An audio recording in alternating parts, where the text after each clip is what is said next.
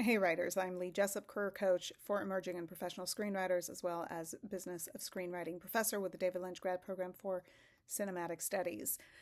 Oftentimes, as you know, as part of my coaching work, I will end up talking to new writers, be it through one-on-one coaching or through one of the free talks that I do, that will come to me with the idea of, I finished a screenplay, I want to present it, I want to share it, I want to have it read, I want to send it to Netflix, I want to put it in front of this producer. Why can't I get my script read?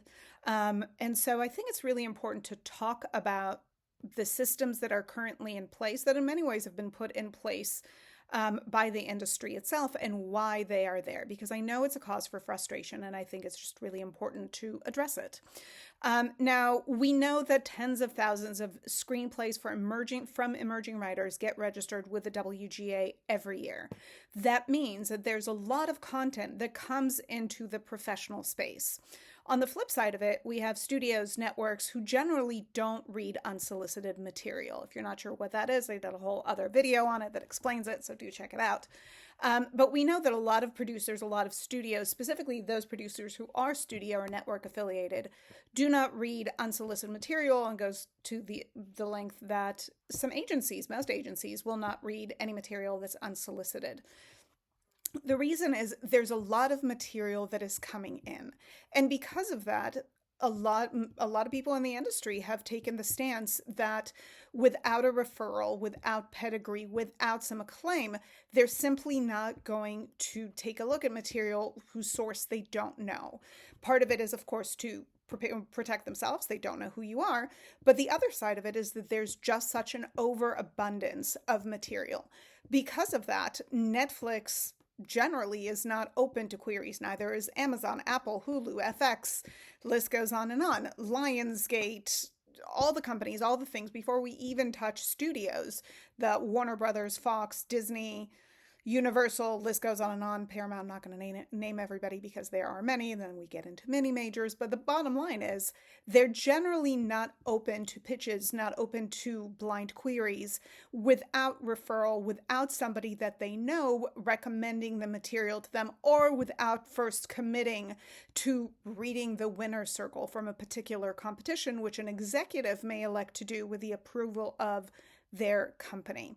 So the reason why you may not have the ability to get your material read just as you arrive to the industry is because there is an overabundance of material in the industry. And because of that, the people who are reading material with regularity have to really allocate their resources to material that they have some trust is going to be worthy of their time, that also not only is well written, but also meets the mandates of what they're trying to do in their company.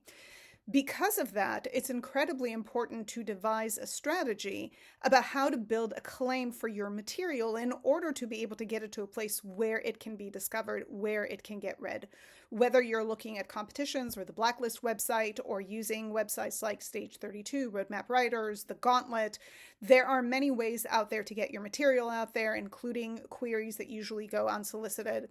But it's really important to think about that and devise that plan, because the way that the industry is today, for the most part, specifically for those studio affiliated producers, it's near impossible to get them to read material if they don't know you, they don't know your work, or they don't know somebody who's referring you. Of course, the fastest path to exposure is referral, but most people coming into the industry today don't have those referrals, don't know anybody who can introduce them to somebody.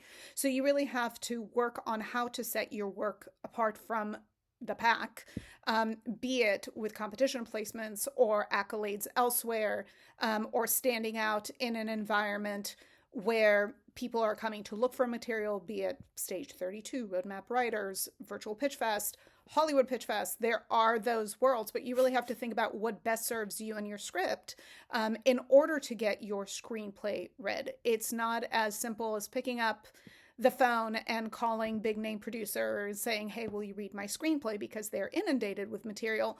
But there's certainly ways to get out there. And I will just end this with reminding you that every writer who is a working writer today started out not knowing anybody, oftentimes not having any recommendations or referrals, and getting their work out there, seen, exposed in such a way that allowed them to build the successful screenwriting careers that you see today. All right, you guys, I hope you found this helpful. If you did, as always, subscribe for more, and hopefully we'll connect soon. Bye.